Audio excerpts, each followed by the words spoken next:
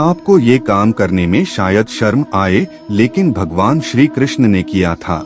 ये काम जब धर्मराज युधिष्ठिर ने राजसूय यज्ञ आयोजित किया तो उसमें दूर दूर तक के राजाओं और आम लोगों को आमंत्रित किया गया। चूंकि यज्ञ व्यापक स्तर पर हो रहा था, इसलिए काम भी अधिक था। युधिष्ठिर ने सोचा कि यदि यज्ञ से संबंधित कार्यों को विभिन्न व्यक्तियों के मध्य विभाजित कर दिया जाए तो आयोजन की समस्त व्यवस्थाएं ठीक से हो पाएंगी और आयोजन भी सुचारू रूप से संपन्न हो सकेगा। न कोई कमी रहेगी और न ही आमंत्रित व्यक्तियों को कोई असुविधा। उन्होंने स्वयं कुछ काम अपने जिम्मे रखकर शेष कार्य चारों भाइयों, पत्नी द्रौपदी, माता कुंती और अन्य सहयोगियों में बांट दिया।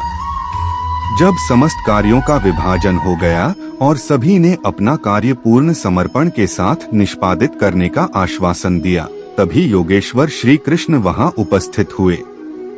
उन्होंने धर्मराज से कहा, आपने यज्ञ की सुचारू रूप से संपन्नता के लिए सभी को कुछ न कुछ काम सौंपा है।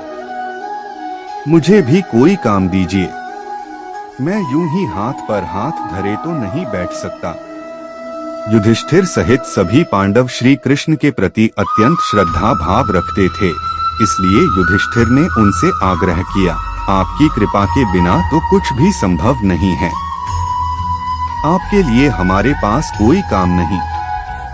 बस आप तो विराजमान होकर देखते रहिए कि सभी लोग अपने अपने कार्य ठीक ढंग से कर रहे हैं या नहीं।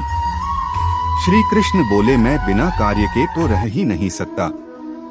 कोई काम तो मेरे लायक अवश्य होगा।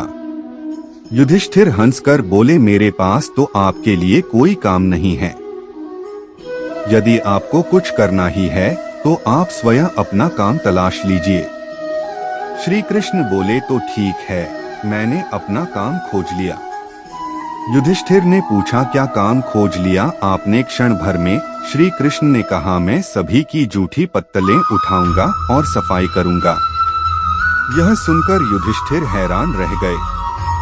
फिर उन्होंने श्री कृष्ण को रोका, किंतु उन्होंने यज्ञ के दौरान इस सेवा कार्य को किया और असीम सुख पाया। सेवा परम आदर्श है।